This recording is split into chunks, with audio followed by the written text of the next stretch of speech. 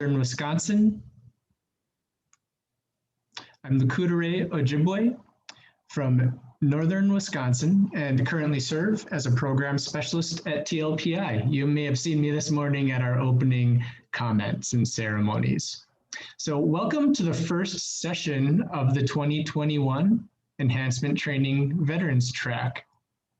Now, if you've not yet had the opportunity, I'd welcome you all to view at your own convenience our opening recorded remarks, including an explanation of the format of the training, including the Veterans Agenda, a presentation of colors by the Albuquerque Women's Color Guard, and a song, Warrior Way by Kevin Yazzie. I would actually like to share that song with you all to get things started in a good way.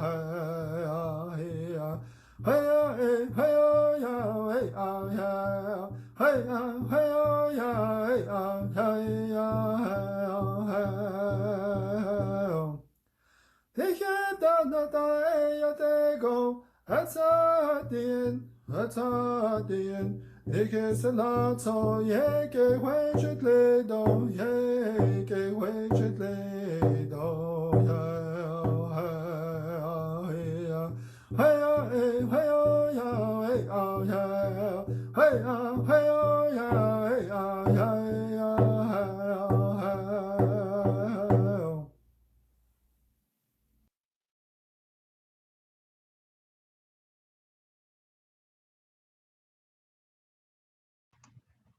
Thank you again to Kevin Yazzie for sharing the song Bless Our Warriors. Really starts our event off, I believe, on the right foot. And now briefly, we'll be sharing exactly how this portion of the veterans training will be laid out and how you may access all the different content that is available.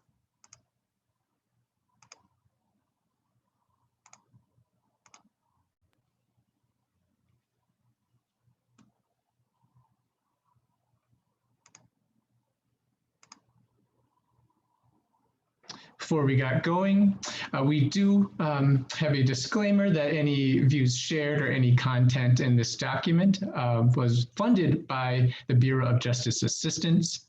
However, any views or opinions shared in this document or presentation are not necessarily the views of the U.S. Department of Justice.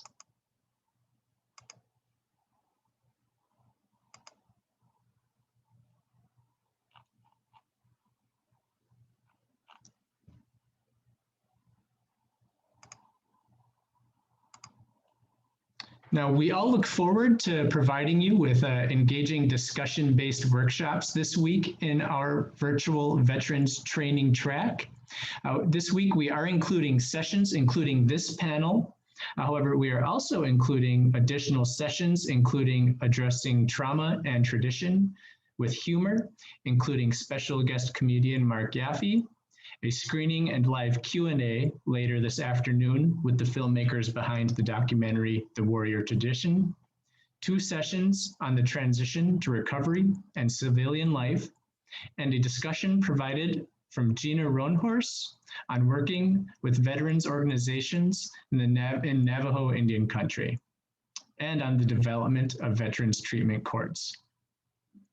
Now, this veterans training is a gathering of experts.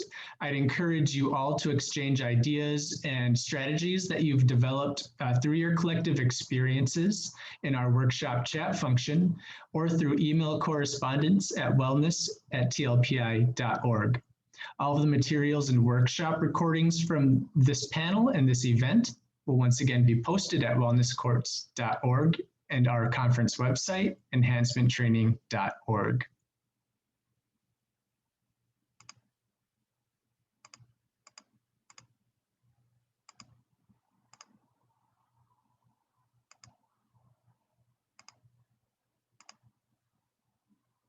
Now on to introductions. I would like to introduce our expert panel. I'll give them all a moment to share a little bit of personal and professional backgrounds about themselves. And Sean, would you like to start?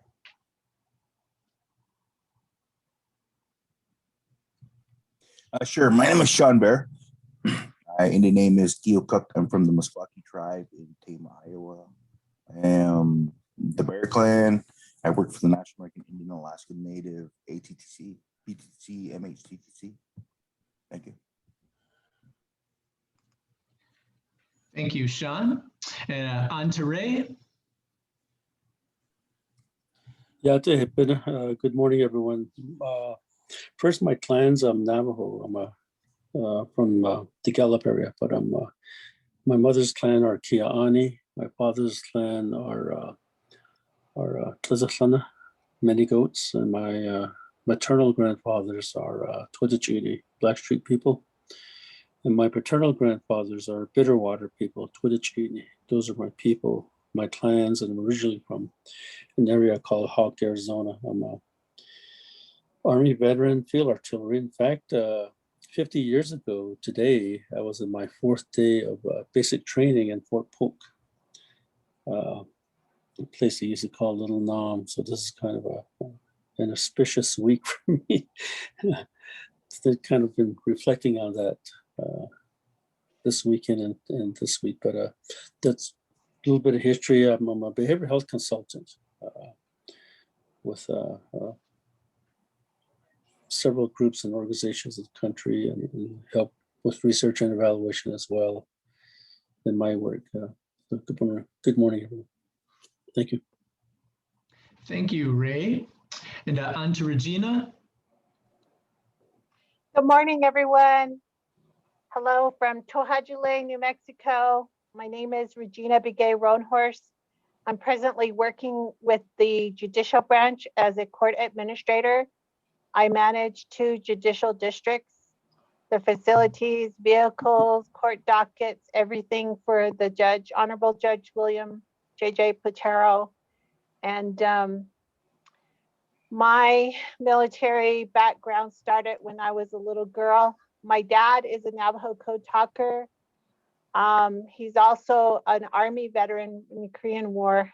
All my brothers are military, so it wasn't anything different. I joined 1985 at the University of Arizona.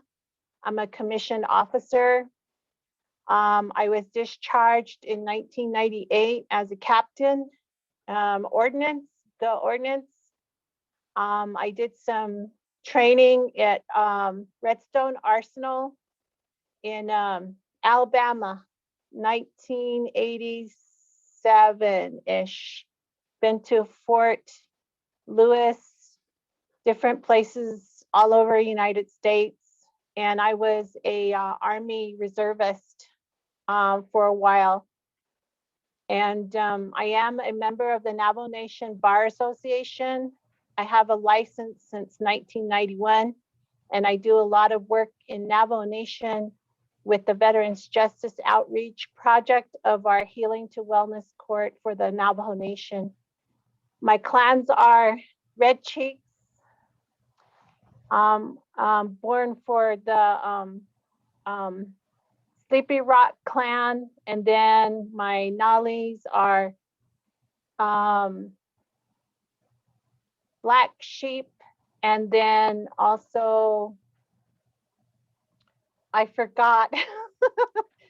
Oh my goodness, my Nallies would be sad. Well, my Che is Kea'ani. I'm sorry, my Che is Kea'ani.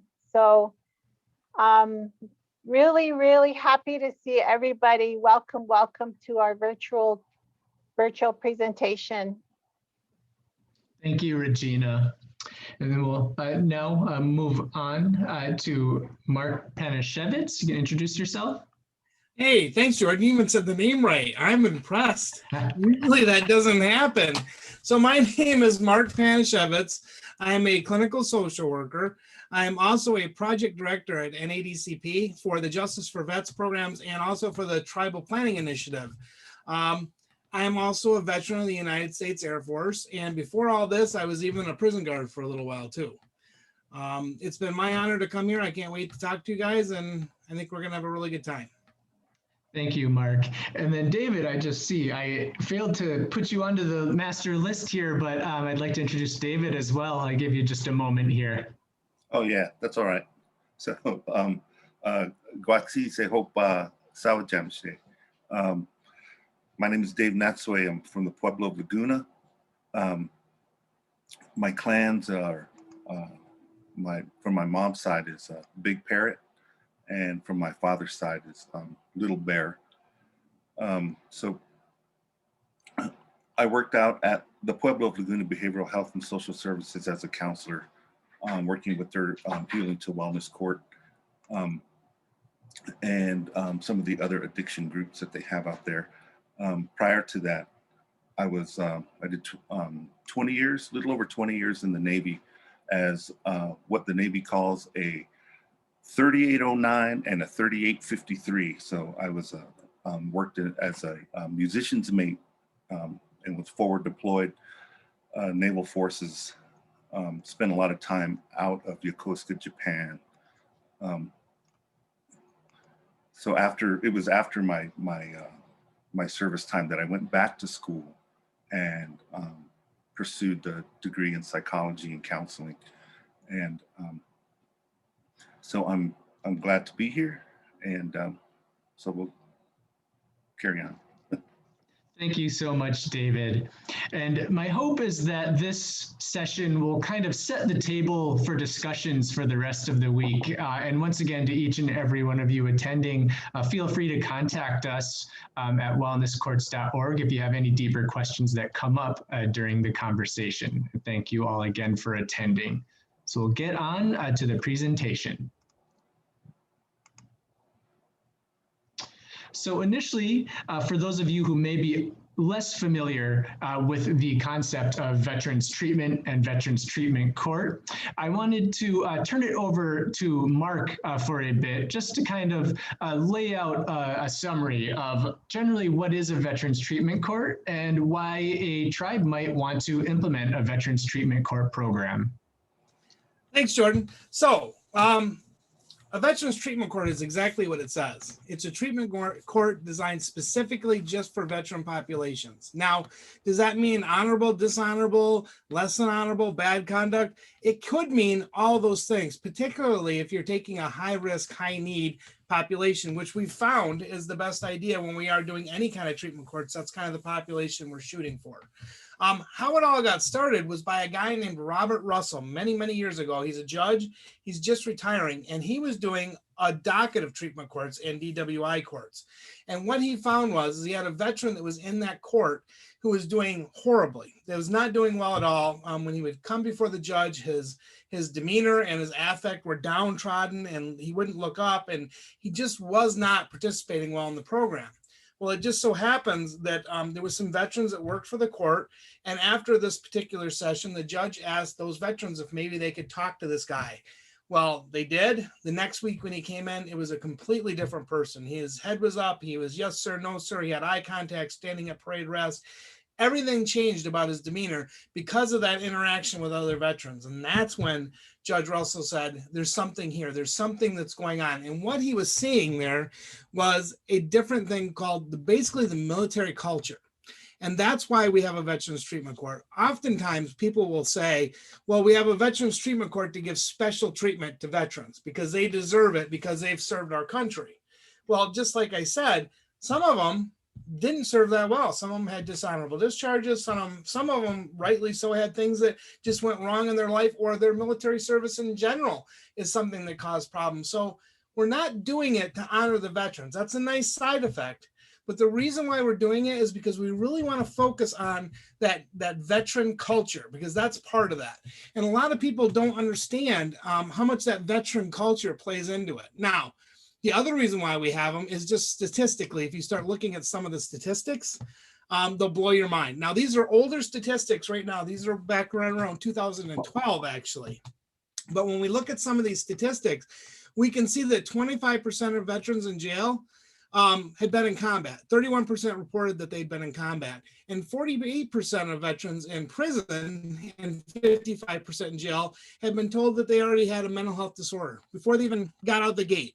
All right, so when we see that kind of stuff, we see that there's definitely a need, and there's definitely that culture that we have to look at. Now, part of that culture, and I'm not going to go into it a whole lot because I know we're going to talk about some of that before this, but part of that culture comes down to that warrior ethos, that sense of purpose, that code of conduct, that morality and selflessness that veterans have kind of innate from just being in their service.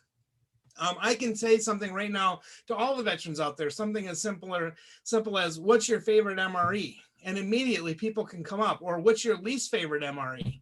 You know, and some of the older guys are like, well, I was on C rations. I didn't even have an MRE. And then other people like the Marines will tell you the ones they like. And I always joke and say I was in the Air Force. We didn't have to eat MREs, right? Because we were catered to. And that's another part of joking, is teasing different branches of the service for different things. You know, and that all comes about for some of that sense of support, that sense of identity, and that sense of purpose. And all that ties in. So when we look at all that stuff and we see how that ties in, that's why it's specifically important for us to work with veterans working with other veterans. So is there any questions on that part of it right now? I'll kind of check the chat and see if anything's popping up. No? Okay. Well, I'm going to talk a little bit more about service then, because I think it's important when we talk about veterans and the service they're going to have. One of the things we need to remember when we're working with veterans is that, yes, we all have the military culture, but all of our experiences are going to be different in military situations. For some people, that could be the absolute best time of their lives. It could have been a time where they felt honor and respect and had a purpose, and that could be absolutely the best time for them. However, for other people, it might not have been the best time. It could have been the absolute most horrible time. Maybe they've seen people die. Maybe they were victims of military sexual trauma. There's all sorts of things that tie together to make each one of those experiences unique. So it's important when we say we're having a veterans court to help veterans because of a culture, but it's also important to realize that sometimes those cultures are going to be different. And we're still doing that glue to kind of ties it together, but they don't all have to be the same. And if you tried to do it all the same, all combat veterans or all this, it wouldn't work out anyways, because each one of them has a different perspective on how it works and where it goes. The big thing is that bond of, at one point, they all signed that blank check saying, I'm willing to give my life for my country. And that's the important thing to realize, is that anybody that gets a DD form 214 at one point in their life had said, this is what I'm willing to do. Now, did outside sources change that? Absolutely, it could have. Or did they find out that the mental fortitude they needed, they didn't have it? They went through basic training. That's a possibility too. But I don't think anybody willingly signs that check with the intent of being dishonorably discharged or kicked out or to quit in general. So that's kind of the reason why when we look at why we're having a veterans treatment court, that's really what it comes down to, is that, again, I'm going to stress that unique military culture, you know, it is all right to the same thing. And we have to tailor those interventions that are going to be most effective when working with this population and make sure that we have a balance of best practices. So, and that's what I would say about why we have to have a veterans treatment court and what's a veterans treatment court. Thank you so much, Mark. And I'm actually wondering, we're lucky enough to have Regina Rohnhorst on the panel today. And she's in a number, or headed up a number of programs for her tribe with veterans treatment. And I was just wondering, generally, Regina, what led you, or what led your tribe to developing special programming for veterans treatment? Well, we had an existing healing to wellness court, and we were contacted by the VA for the VA at Albuquerque.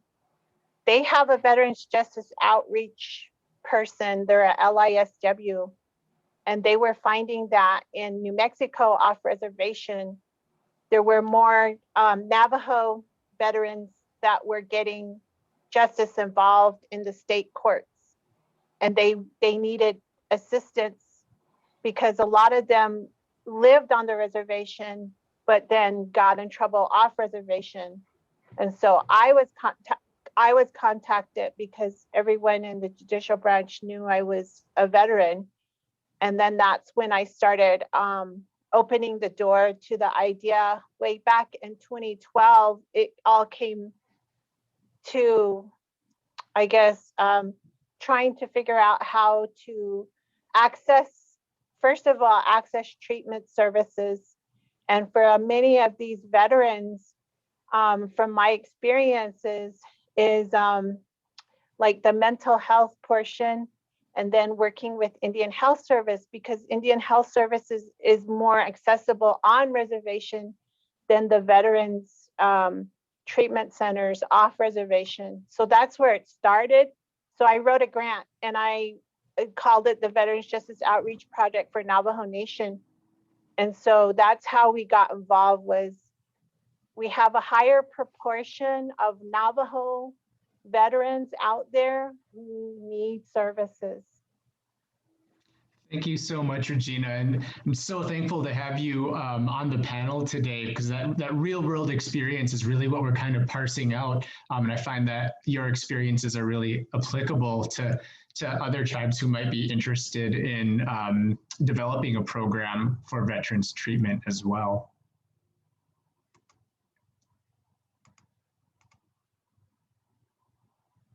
Now, I just wanted to touch briefly. It's obviously been a unorthodox year, to say the least, for each of our respective tribal governments, community governments, and our court systems, where each of us work, including each of you in the audience. So I was wondering, and maybe this might be a good question for David, who has a lot of experience with treatment, if there's anything like specific, or were there any specific big challenges that were posed by the pandemic of the last year, and if there's any takeaways that we could have and possibly continue into this next year. I think one of the big challenges was for those who actually that use the VA services off of tribal lands, was getting into to see, like, to go to the VA health centers, because they also kind of closed down. You know, I know that like my wife is a Marine veteran, and so a lot of the appointments she had, they were postponed or just tabled altogether until they could get the technology going and how they were going to run all the appointments. And so it was what was happening was the appointment would be set, and then it would be canceled, and then it would be set again, and then it would be canceled. And this was happening over and over and over again, you know? So you're looking at delay of services into months, you know? So over this last year. And then, so the other thing is on tribal lands is for teleservices is access to teleservices, and and broadband access. You know, there's some areas that they just don't have any. And I know that I was sitting in with the wellness court participants, the MRT sessions. Some of them, they would have to drive somewhere on somewhere that was getting services to get internet services, so they could, you know, they couldn't do it out of their house, you know, and so that's tough during that lockdown, you know. So I think we learned a lot of lessons, you know, over this last year. And I could see that the way some of these services were being done, it actually it worked out better for some people, you know, for those that don't have transportation, you know, that to do teleservices, and you know, that they're actually able to keep appointments, you know, if they're doing it through teleservices, because, you know, sometimes it's challenging for somebody to, like, the Laguna Reservation is, you know, 45-minute drive, an hour drive to the VA hospital in Albuquerque. And a lot of times people just don't have that transportation, you know. So so I could see we're continuing on with teleservices, and, you know, and first being introduced to that during this pandemic, and then being able to keep doing that. I mean, it kind of opens things up a little bit more for the individuals, you know, and that's something that that I could see being continued, you know. And, you know, it's just, well, you know, unfortunately, sometimes the broadband services aren't there, you know, but continuing forward, it may be possible that they could make it as far as the behavioral health center or over to the courts to do those teleservices, you know. So that was, you know, just those are some of the, you know, just some of the challenges that I saw, you know, over this time. And David, I noticed that you mentioned MRT. Just for those that might not be familiar in the audience, what does that refer to? So moral recarnation therapy, it has to do with just moral development, you know, that we all, the processing through from the time you're an infant into adulthood, just the way your moral base is formed.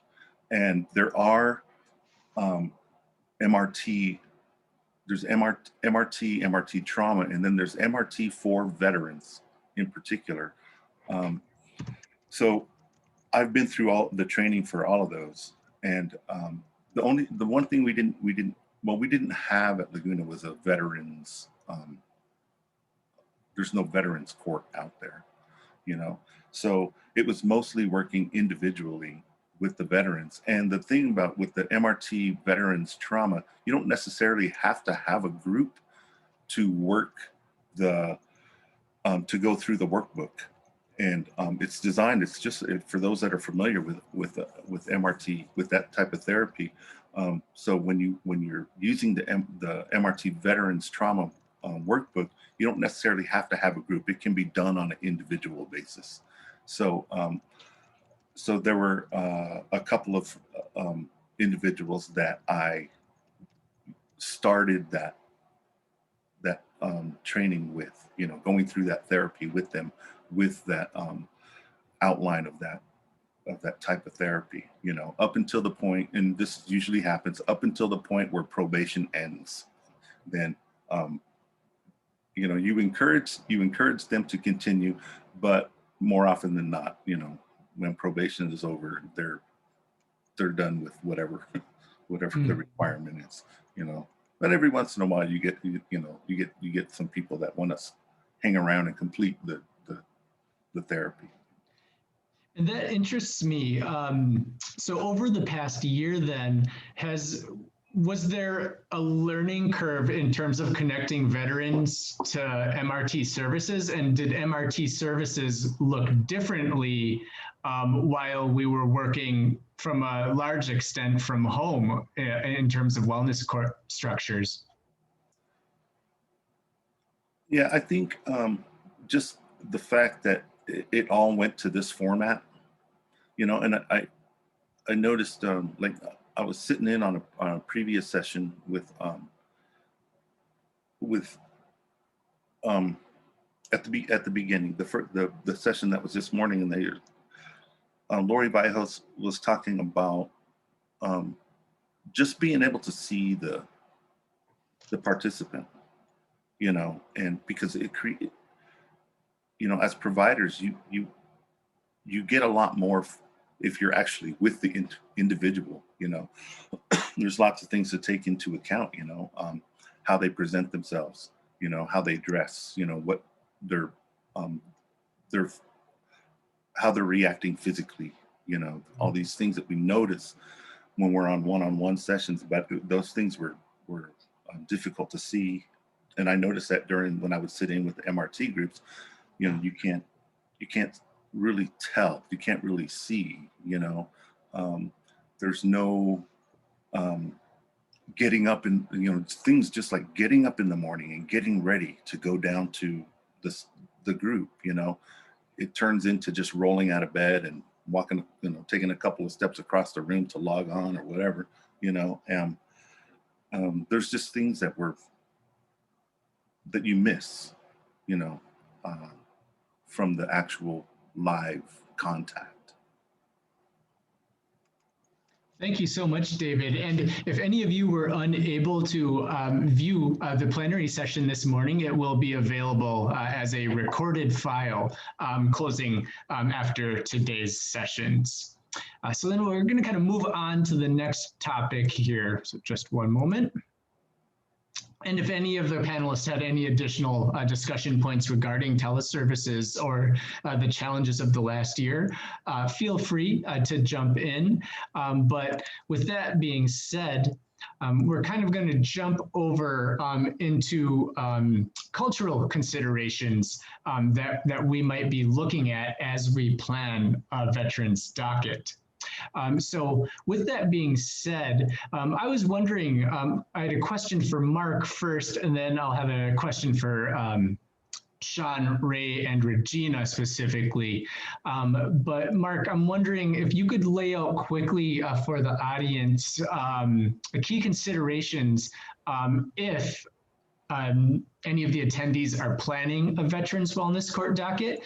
And for the attendees out there, I would like to see in the chat, do you have an operational Veterans Court, or are you interested in implementing a Veterans Treatment Court?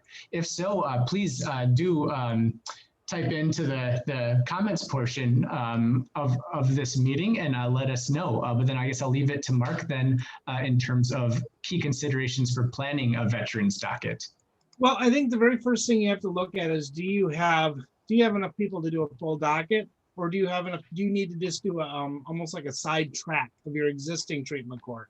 And that's one of the things you'll run into is a lot of times people want to do a veterans treatment court, but if you don't have the resource, the people to do it, then you're just wasting a lot of the resource. So you want to make sure that you're going to have a big enough docket to do it. And then the other thing to consider is you need to remember that with the veterans treatment court, one of the key components to that is having mentors. And that's something that's been a little bit different than a lot of the traditional treatment courts that are out there, or healing and wellness courts. And so the mentor is a key component of the veterans court because it allows the veteran to have kind of a sounding board and an advocate, not so much for the court, but for themselves and for their culture and their experience. You know, that's one of the things I would look at. And I was going to add something on the MRT thing that I think is important. The name is moral recognition therapy, but you don't have to be a therapist to do it. You just have to be trained in the model. And a lot of times people hear therapy and they think that you have to have a licensed therapist to run those groups. And that's not the case. You just got to go to the training, which you can get almost anywhere. So I think that's important to kind of throw that out there. So. Thank you so much, Mark.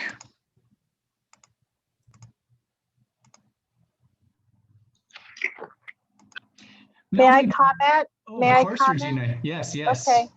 I did actually write this down, but I just wanted to say that when you're thinking about doing a treatment court for your Native veterans, just remember that the source that Mark was alluding to with the mentors or the peers are really important in terms of the community-based model of keeping them out of drugs and alcohol.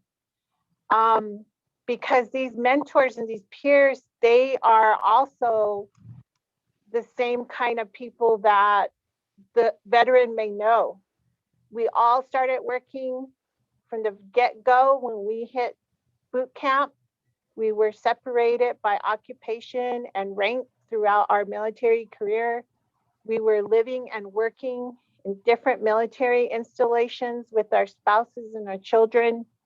Training as a cadet for me at University of Arizona, ROTC, as an officer was very specific to a particular type of mission and leadership. So we have different types of courses that we went through.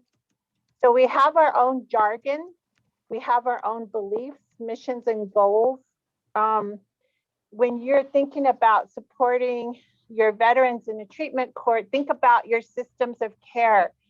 Think about the Indian Health Service providers being also informed about trauma, the trauma that some of our veterans go through, female veterans with the sexual assault, and also the combat veterans. So if their access point is right there at the clinic within 6 miles of their home, try to work with your systems of care in the Indian Health Services. I know that Mr. Daw and I had tried to do that some time ago in McKinley County through a special project. You know, the mental health part, even if you have a treatment court and you have a veteran, you still have to have those systems of care in place. I think just take step by step, try to build your mentoring groups. I'm going to do a presentation on working with 110 chapter veteran organizations in the Navajo Nation on Friday. So come join me and I'll give you specifics on that. But I just wanted to say that it's really important to provide the kind of access points for our veterans through military behavioral health competence in how are they thinking and their trauma-informed care. Thank you, Regina. And that actually reminds me and kind of relates to a question that Diane had mentioned in the comments. And this would probably go to all of our panelists, just depending on your personal experiences. But obviously, specifically with tribal veteran populations, we're not all living on reservation. Or within or near our own communities. There's a question asking, are there any interjurisdictional veterans treatment courts that you're aware of?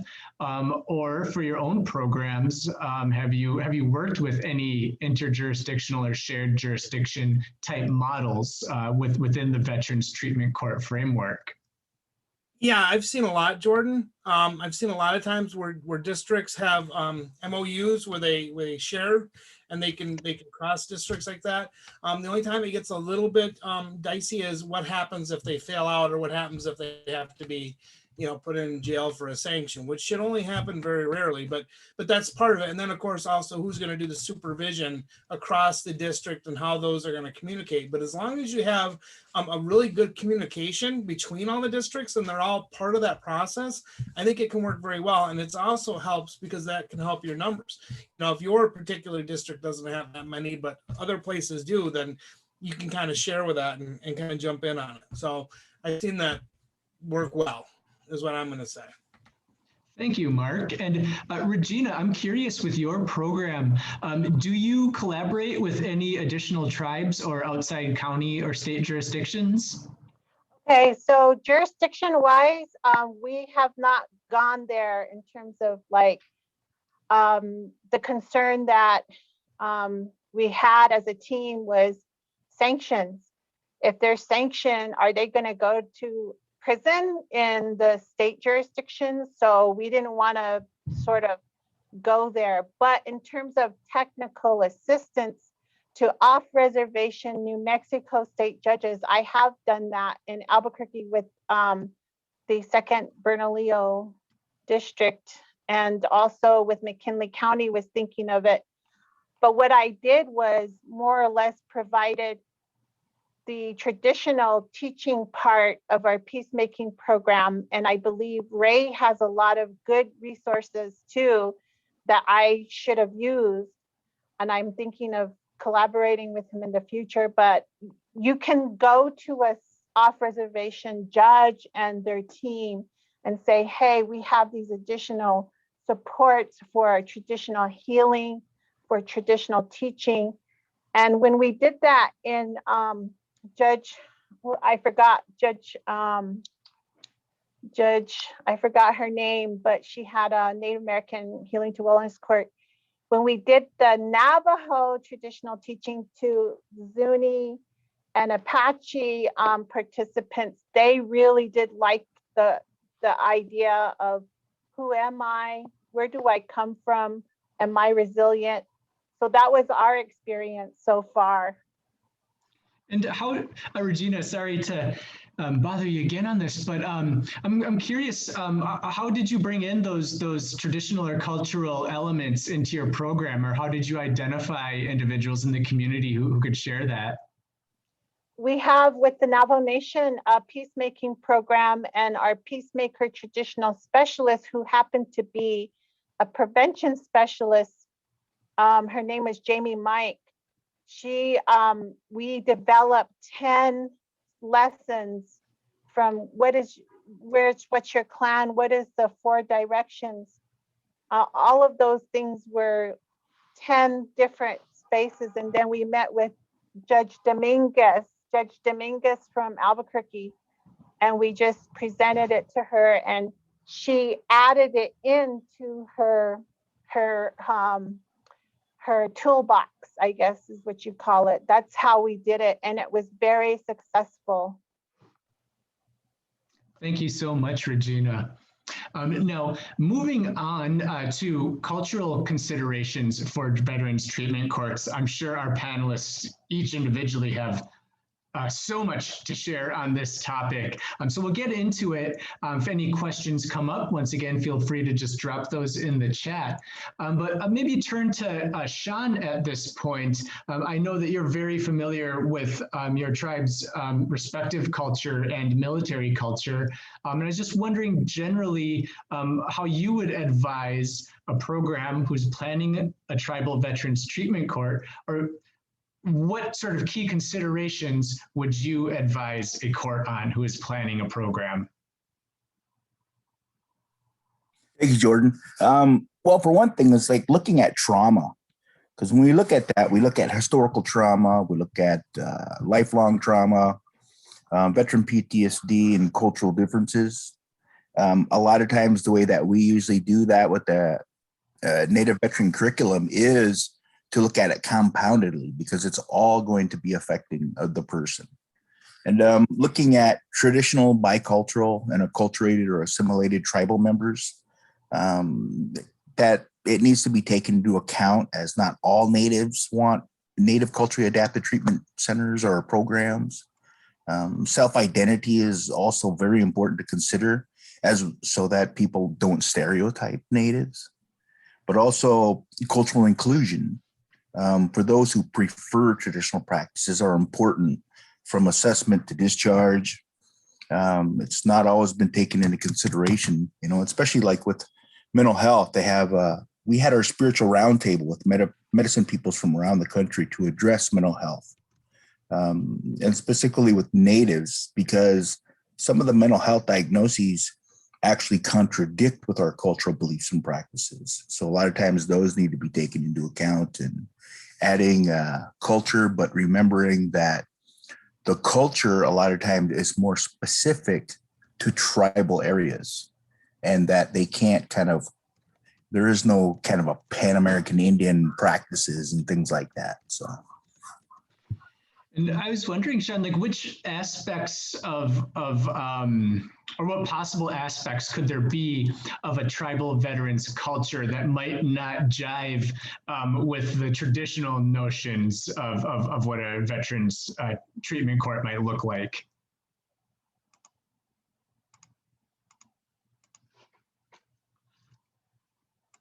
Well, with culture, of course, it's looking at our beliefs and practices. So a lot of times, even looking from tribe to tribe, the way they describe things can be very differently. The way that some tribes might not even have a sweat lodge. Some may have sweat lodges, but then of course you look at ceremonies, which can be very different across the tribal regions. And, a lot of times it's like looking at even within different communities, they have their own sets of beliefs and practices and the way that they do things, but it's not going to be the same way when you go to another community. So, and some tribes are a little more paternal, some are more maternal. And though a lot of times those things need to be taken into account, and looking at specifically what spiritual beliefs, in a sense, a lot of times the way others might say spirituality, they might be considering religion, when our spirituality really kind of means on the spirit side, in the sense of creation, things like that. Thank you so much, Sean. I was wondering, maybe Ray, did you have any additional thoughts on what special considerations a treatment court might have should they be planning for a Native American population? Yeah, I think primary to initiating any kind of treatment court for veterans is involved with planning well. And the work that a lot of us do, planning, really is based on having good grounding on who are we going to be working with, who are the veterans that we're going to be looking at. And I think Regina described how we need to look at who are the veterans in our community, and doing a real fine assessment on that. Then that lays out what kind of mentors we're going to bring in, the kind of tools we're going to use with our veterans that come in. That means also taking a generational approach on who the veterans are, because recent veterans coming out today are not the same kind of veterans culturally, socially, economically, and generationally as Korean veterans or Vietnam era veterans. So there are differences in that really need to be looked at real finely, I believe. There are papers that describe how the generational differences can be in terms of presenting problems from, let's say, Vietnam era veterans to Desert Storm veterans to the Iraqi Afghanistan campaigns. There are differences that way, and those are important to consider. I think in the part of our life that we're still in right now, and the more serious part of our life that we just finished, dealing with the pandemic, has really impacted our culture across the board, but also military culture. Our young people who are coming out of the military today are coming out of their military experiences within a different kind of environment than they would have 2 years ago. And I think that really affects the kinds of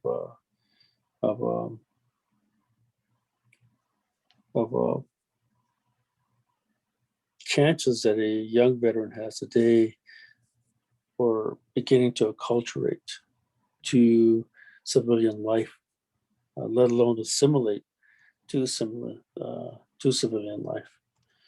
I think we're all aware that those of us that are veterans, we're all aware of the challenges that have really increased to getting into VA for services, and those of us that use VA oftentimes are not able to do that still. And the VA and tribal organizations, courts, everyone has really experienced this last year, the challenges within doing teleservices, whether it be through courts or whether that be through behavioral health or primary care or social services. And there are a good number of agencies, provider groups that are still struggling with doing basic teleservices, I think. And as we move towards a different phase of the pandemic where more of our society begins to open up to face-to-face, begin to move out of social distancing the way we did, I think that'll be something that's really interesting to me to watch and observe. I mean, on the Navajo Nation, we haven't opened our Navajo Nation parks, and it's not going to open up this summer. They're not going to open up this summer. So then some tribes are just really strict that way. And other tribes have begun opening up. Some tribes have opened up casinos, some have opened up partially, and some are still closed. So these are factors that me as a behavioral health professional have to be aware of. It affects the military culture that we have. I've become more reliant on my local community veteran organization that Regina's, example. Some of what Regina is going to talk about Friday is really key to that. We have a different kind of military veteran structure on Navajo that doesn't exist in other reservations and other parts of Indian country. So our culture is different. I can visit with our local commander when I need to, and I've done that. Our vice commander and our secretary locally, and layer out what we can do as mentors to our young veterans in our home community, whether they be older veterans like the Vietnam era, which I am, or the Korean era, or the Afghanistan veterans, and our military histories are involved in that. That's just part of our culture and part of who we are. I mentioned earlier that I was in Fort Polk this week 50 years ago, and it really shaped who I am today. Being a part of the Army during that time, that period, and preparing to live that kind of military life as an enlisted person. Yeah. So it's really a complicated ball of wax is what it boils down to. And I are continuing looking at this ball of wax and seeing how it shapes and how the colors shift. It is not an easy time for our people. My family and I, we spent a good amount of time this winter preparing gifts for veterans in the streets of Gallup, taking them blankets and jackets and clothing and food so they get by, because a lot of those veteran organizations in the Gallup area were shut down. They weren't doing face-to-face contact, and someone had to pick up the ball. Mm-hmm. Mm-hmm.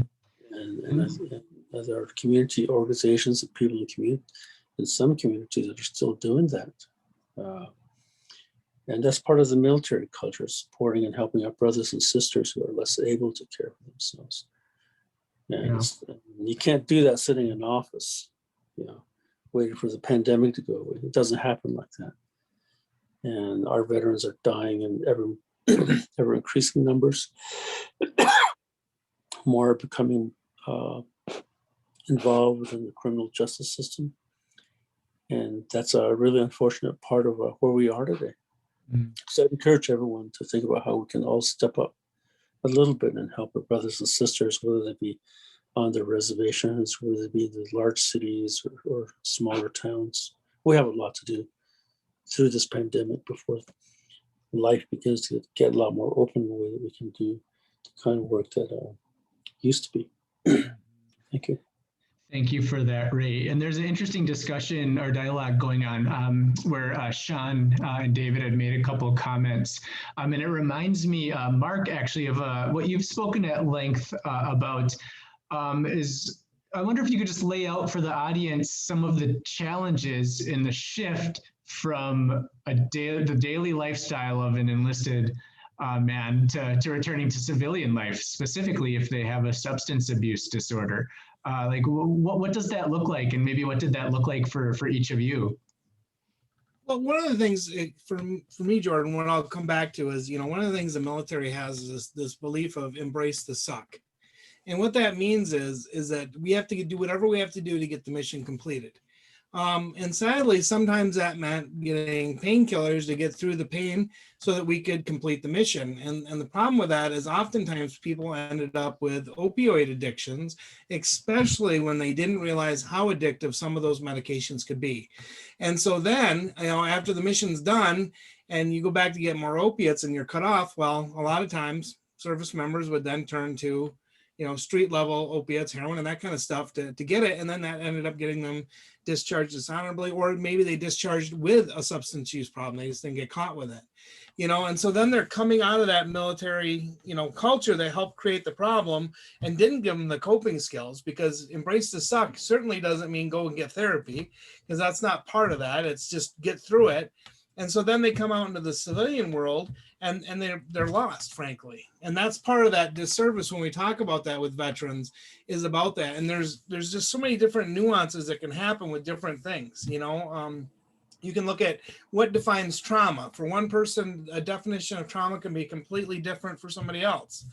Just all that transitional stuff. And it's been a long time since I've been out. When I discharged out of the military, it was 92. Okay. When we discharged out, it was literally 3 days. You did 3 days out processing, and that was it. There was no going through anything. And I know that's gotten better. And I bet you, Ray, you're saying the same thing. It was quick, wasn't it, when you out processed? It was, you're out the next day, you finish your tour. There was no out processing, really, like the kind you described. And that's the thing, is that when you go from this brotherhood of all this support to suddenly nothing, because one day you're a member of the military, you can go on the base, you can go to the PX, you can get free medical, you can go to anything you need to, and the next day you can't, and that's tricky and hard. Mm-hmm. and that reminds me actually something that we were talking about, David. Like, I guess in your experience transitioning from the Navy, just coming back inland, you know, what sort of challenges did you look at, and how do you think that translates to a Veterans Treatment Corps population? Just, you know, the whole change of the environment, you know, what Mark was saying, that you know, you have a lot, you're living a certain way, and then all of a sudden it's gone, you know. And for me, it was one of the things that I had a problem with when I moved to Albuquerque was there's no water, you know. I was in the Navy. I'm used to being around the ocean, you know. I'm used to going to sea. I'm used to being near a lot of water. Then when I came here, I didn't have that, and the Navy culture. Albuquerque is there's a lot of Air Force and a lot of Army. There's not a big Navy culture, so I don't run into a whole lot of shipmates around here, you know, because you know, each service we all speak our own language, you know, and so that's one of the things that I miss. And so once in a while, when I see somebody, we run into somebody, yeah, we can strike up a conversation, and it'll be like we served together for years, you know, just talking about our time. And so that, you know, that for me, that was a challenge, you know. And but what I've done to kind of adapt to that is I stay in contact with the people I served with, you know, and some of them are still in, and they're higher ranking now, and they're in charge of a lot of things. And that's one of the things we laugh at, you know. It's like, I can't believe you're in charge of people now, you know. But because I knew how they used, you know, we all know how we used to act back in the days, you know. But so I really enjoy when they have situations that come up and they call me and ask me for advice and guidance, you know, especially on the behavioral health side, because, you know, they have people under them that are going through substance issues and behavioral health issues, and they're curious about how do I handle this, you know, because the way the way the military works, you know, they won't necessarily send them to rehab, or they won't necessarily, it turns into a disciplinary action, you know. Somebody that it's not necessarily seen that a substance problem is a disease, you know, and needs to be treated like that.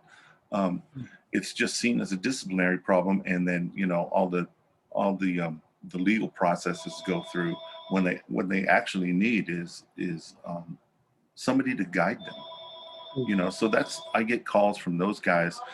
How am I gonna act with this person? What can I offer this person, you know? And so it tends to work out for the individual a little better, you know. So I wanted to add on to something too. You know, I think it's important too that people realize that a lot of people went from 18 living at mom and dad's house into the military, and they think that when these people get out, they're going to be well-functioning adults. And what they don't realize is that a lot of times the military becomes your mom and dad. You know, they provide your housing, they provide your food, they provide your clothing. And I know that I've talked with people that when they got out, within the first 2 months, their electric got shut off because they didn't realize they had to pay an electric bill, because they never had to do that, because they went in from mom and dad's house at 18 and had somebody else taking care of them all up to the point where they discharge, you know. And that, I think that's another one of those things to keep in mind, that just because they were in the military doesn't mean they've got it all together and they know how to do stuff and they have this responsibility. It could be the complete opposite. Well, being in the military, you have it together in a different kind of way. And I want to mention that, you know, in the 70s, we didn't have internet, and we didn't have cell phones, let alone digital devices that you could just turn on and flick and do something like we're doing today, talk to each other. Today is a lot different. I'm in contact with brothers and sisters who served with my boys, for example, online. And I've had the pleasure of meeting a few of them. And that would have been unheard of 20, 30, 40, definitely 50 years ago. And so the military culture has changed that way. I've talked to brothers and sisters of my grandson who came out of the Air Force, for example. That also is unheard of. So society has changed that we're a lot more digitally connected that way. And then that makes a different kind of military culture, a different kind of veteran culture. One of my efforts here on Navajo is to have as many of our Navajo veterans organizations, and we have 110 Navajo organizations, to have as many of them create an online presence on social media as possible, and then work on connecting them. And then I think we've made some good progress here on Navajo, but also look for other Native veterans organizations like Hamas and others and connect with them so that we can chat with them. And this is something that can be done today that couldn't have been done again 20 or 30 years ago. So we have a lot more access to tools to be able to socialize and mentor each other, particularly during these difficult times. And I'm really glad about that. The men and women I served, the men I served with 50 years ago, I lost pretty much all contact with them, except for my Navajo brothers that are around the reservation. We've reconnected and established ties, but it was a lot different. It was a lot different that way. Thank you. Well, thank you all for that. And it's sounding like we might need to set a separate webinar discussing and parsing out some of these transitional cultural considerations that have come up, particularly within this framework of transitioning from teleservices. And I think we may be looking at that in the future, but we are running a bit low on time. Once again, to the audience, feel free to drop questions in the chat. We'll collect that and make sure it gets answered during this presentation or after if need be. But I know Regina specifically, I wanted to address you as well and what your transition back to civilian life was like as a female veteran, and to maybe kind of link up our previous conversations on just like finding like the definition of a veteran for VA purposes, and how might those two things interrelate. Well, I'll try to make it really fast, but on my experience as a female back in the 80s, joining the military when the Army, we were still wearing the all greens with the white t-shirt, and there was very few women to begin with. I know my cadet class, we started with 31 women and only 3 of us made it. So, and I think it was more like my dad as a combat veteran, we kind of grew up military style at home. It wasn't a real change in some respects for me, like culture-wise. It was a respected thing that I was going to be doing, even if I was a female. But I would say that a lot of, we have now female combat veterans. I'm a mentor to one. She's a Marine veteran. I keep in contact with her. She's gone through a lot of struggles from Iraq, and it doesn't end. It does not end. It's been almost 10 years after. So I'm kind of like a big sister mentor. So all of us have different experiences. I do want to say we do have the same struggles as veterans trying to get a disability rating or some kind of recognition as a veteran under the VA definition. I really feel like that's very restrictive in terms of the administrative process for veterans. So if you have a less than honorable or dishonorable because of drinking and drugging, you're definitely not going to be able to access benefits through the Veterans Affairs. So my brother did that. He served at Forward Operating Base Salerno in Afghanistan.